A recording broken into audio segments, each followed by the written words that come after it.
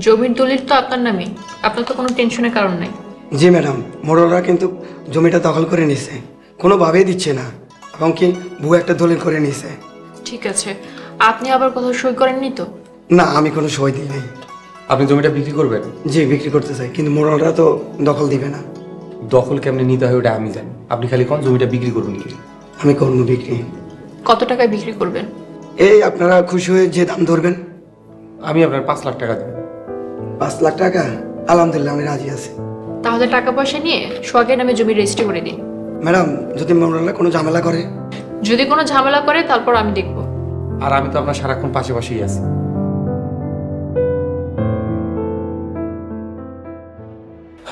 তোমার কথা মনে হইলে বুকের ভিতর আগুন জ্বলে। তুমি কেন আমার হইলা না? আমি কি তোমার আপন ছিলাম না? ও সুলতানা, তোমায় আমি ভুলতে পারি না। স্যার, আপনি এখানে এমনি শুয়ে আছেন কেন? সারা রাত তোমার সাথে গল্প কইরা ঘুমাইতে পারি নাই, তাই ঘুম আমার ছাপটাছে না। এসব আবুল তাবুল কি কইতেছেন? আপনি কই আমার লগে গল্প করছেন? রাইতের বেলা গল্প কইরা এখনই ভুলে গেছো? মাথা কি আপনার নষ্ট হয়ে গেছে? সুলতানা, আমার খুব ক্ষুধা লাগছে, আমার খাবার দিতে পারবা? মোর বাড়িতে যা খেয়ে আসেন। তুমি জানো না মোরল বাড়ি থেকে আমার তাড়াইয়া দিছে। স্যার, চলুন আপনার কিছু কিনে দিই। না না, তুমি কেন টাকা নষ্ট করবা? আমি ভাবতাছি এখানে রান্না করে খামু তোমার নিয়ে। আমার সময় নাই, আমার চলে যেতে হবে শ্বশুর বাড়িতে। ও, তুমি তো আবার লতিফের সুলতানা, এই জন্যই তো শাড়ি পরা। একটু পর আমার সুলতানা আইব, ও আমার অনেক সময় দেয়, ও আমার কথা শুনে, আমার কবিতা শুনে, ওর কোনো তাড়াহুড়া নাই। আপনার কথার মাথা মন আমি কিছুই বুঝতেছি না। আচ্ছা আপনি থাকেন, আমি এখন গেলাম।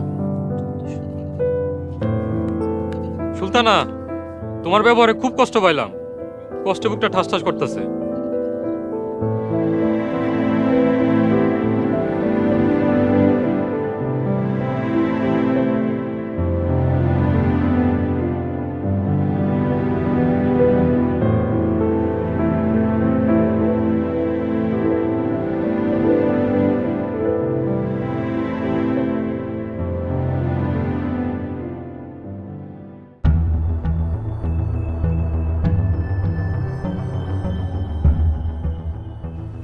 সুরিজের মা, বিরাট চাপে আছি।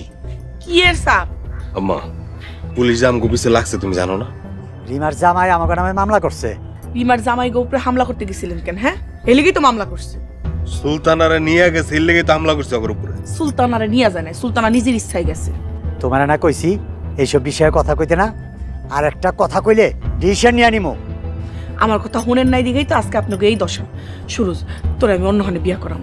আরে বিয়া পরে, এখন কেমনে পাচন যায় সেটা কও। আপনারা পুলিশের কাছে আত্মসমর্পণ করেন। ও, আমি পুলিশের কাছে আত্মসমর্পণ করে জেলে যাই, আর তুমি ডিসিশন নিয়ে আরেকটা বিয়া করো? আপনার মন মানসিকতা এত খারাপ? বা পুলিশ আয় করছে। সুরজ, ডিসিশন নিয়ে তোরে তোর দে। খবরদার, পালানোর চেষ্টা করলে কিন্তু গুলি করবো। দাঁড়াও। আমার কথাটা যদি একবার শুনতি, তাহলে আজকে পুলিশের দৌড়ানিও খাওয়ান লাগতো না। কি যে করি এখন?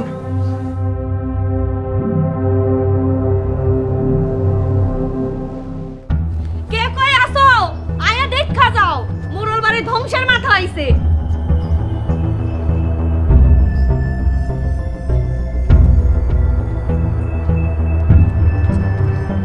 সুলতান আপা, আপনি আইছেন? আমি আপনার অনেক মিস করতেছিলাম। তুই এই বাড়িতে কেন আইছ? আমি তো এই বাড়িতে আসি নাই, আমি মাস্টারে দেখতে আইছিলাম।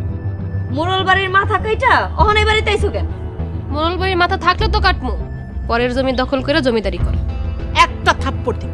কালকা বিয়া হইছে আর আজকেই পল্টি নিছ? বুঝেন না, ছোট লোক বাড়ির ভাত পেটে বসছে। খবরদার, আর একবার উল্টাপাল্টা কথাগুলো তোমার জিপে না ছিঁড়া ফেলাম। গায়ে খালি হাত দিয়া দেখো, পরে দেখো কি করি। খবরদার ভাবি, সুলতান আপারে ধমক দিবেন না। এই চুপ কর, তুই যা ঘরে যা, আর তুই জাহান্নামে যা। তোর চেহারা আমি দেখতে চাই না। দেখতে না চাইলে দেখো না। তোমার লেগে আমার জামাইরে জেলে নিছি। তুমি বেশি কথা কইলে তোমার সহজ জেলে ঢুকাই দিব। আম্মা, আপনি কিছু কইবেন না? এই তুই যা, যা মোড়ল বাড়ি থেকে যা। যাইতেছি, খারাপ ব্যবহার করো না। সুলতান আপা, আমার লেগে ভালো একটা পাত্র দেখে। এই মোরুর বাড়িতে থাকতে আমার আর ইচ্ছা করে না। কইছিলাম না এগুলোর হইছে রুচি খারাপ। তাইলে সুরজের মতন পোলা থুইয়া ফকিন্নির লগে বিয়া বইছে যায়। ভাবি ফকিন্নি কইবেন না। এই সেরি তোরা তো জ্বালাই কেন? এই চুপ করো, যে যার কামে যাও, যাও।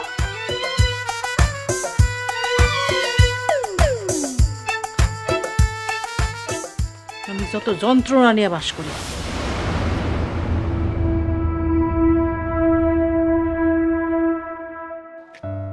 আম্মা, আম্মা, রিমা, রিমা।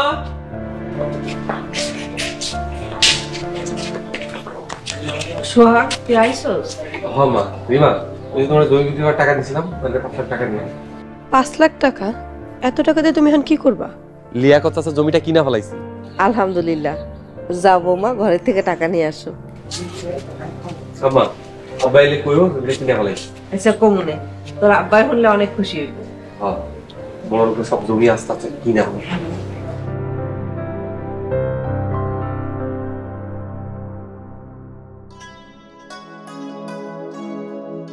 রিমা, যাই, জমিটা কিন্তু কালো হয়ে গেছে। যা করবে একটু চিন্তা ভাবনা করে করবো। বুঝাই শুনাই করতেছি। সুলতানা পারে দেখতেছি না। সুলতানা মোরল বাড়িতে গেছে। মোরল বাড়িতে গেছে? ওখানে গেছে কেন? ওখানে গেলে তো ঝামেলা হইব। স্যারের লোক একটু দেখা করতে গেছে, দেখা করে চলে যাবে, তুমি কোনো চিন্তা করো না। আচ্ছা ঠিক আছে, আমি তাহলে গেলাম। আল্লাহ তুমি আমাকে রহম করো।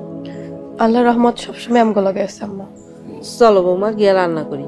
আপনি ঘরে যান, আমি রান্না করতেছি। সুলতানা রান্না করার অনেক ইচ্ছা। আচ্ছা, আপু আসলে রান্নাঘরে আপনি পাঠাই দিয়ে। আচ্ছা ঠিক আছে।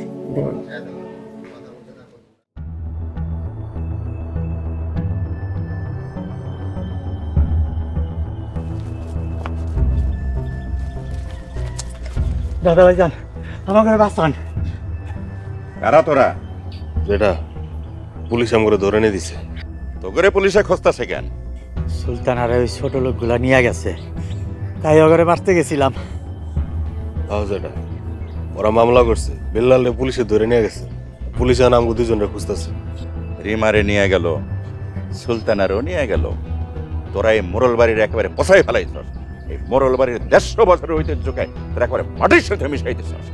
ওই ছোট লোকের বাচ্চাগুলার লগে আর পারতাছি না। পারবা কেমনে? আমি থাকলে ওই ছোট লোকের বাচ্চাগুলারে মায়েরা একদম মাটির সাথে মিশাই দিতাম। বরব্বা, এখন আমগরে বাঁচান, আমরা তো পুলিশে নিয়ে যাবো। ওই আহসানুল্লাহর গিয়ে এক বাঁচাইতে। ভাইজান ডিসিশন নিতে পারতেছে না, আপনি আমাকে বাঁচান। আচ্ছা ঠিক আছে, আহসানুল্লাহর আমার কাছে আইতে কর, তারপর আমি চিন্তা ভাবনা করুম যে মোরল বাড়িতে যামো কি যামো না। ঠিক আছে, বরব্বার আজকে আসতে পারবো। এখন তাইলে আসি দাদা ভাইজান, আসসালামু আলাইকুম।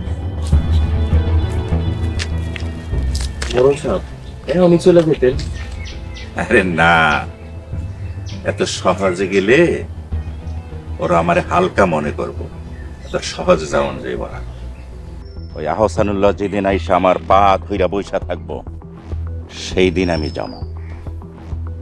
মোরল সাহেব, আমি হিটলার দেই নাই, কিন্তু হিটলারের ছবিটা আমি চেহারার মধ্যে দেখতাম আছি।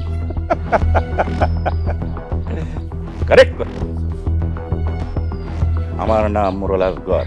জন্মের পরে বাবা আমার নাম রাখছে আদর কইরা মোরল আসগর। বড় হবার পরে এক একজন আমার এক এক নামে ডাকে। কেউ বলে মোরল আসগর, কেউ বলে অজগর। এইবার সত্যি সত্যি আমি অজগর হইয়া এক একটাতে ধরুম আর গিলম, ধরুম আর গিলম।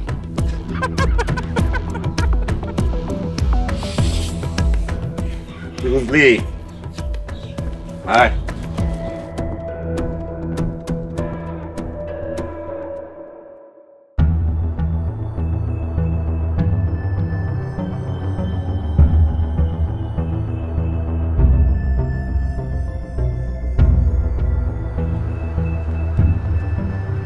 আব্বা, কিছু শুনছো? কি শুনতে কইতেছস? আমগো দখল করা লিয়াকত কাকার জমি দিমার জামাই কিনা নিছে। এইসব তুই কি কইতেছস? জামতলার জমির শোকে এখনো কাটায় উঠতে পারতিস না। পরের জমি লেগে তোমাকে এত শোক কেন আব্বা? তখন মতন খারাপ কুলাঙ্গালকে জন্ম দিয়া সবচেয়ে ভুল করছি। খারাপ তো তোমরা, অসহায় মানুষগুলো জমি কাড়ি নিয়ে খাইতেছো। রতন, তুই আব্বার সাথে এরকম করে কথা বলতে পারস না। অগো কারণে ওই ছোট লোকের বাচ্চারা এত লাফাইতেছে। আমগো কারণ না, তোমাকে পাপের পতন হইতেছে। আলাল ওরে আমার সামনে থেকে যাইতে কবি। রতন তুই এখান থেকে যা তো। যাইতেছে, তার বেশি দিন মোড়লগিরি করতে পারবা বলে মনে হয় না। আলাল বলো, নতুন কয়জন লাঠিয়াল নিয়োগ দে। লাঠিয়ালটা কোনো লাভ হবো না। আমি ছোট আব্বার সুরজের লয়ে কথা বলেছি, দেখি কি করা যায়। তুমি থাকো।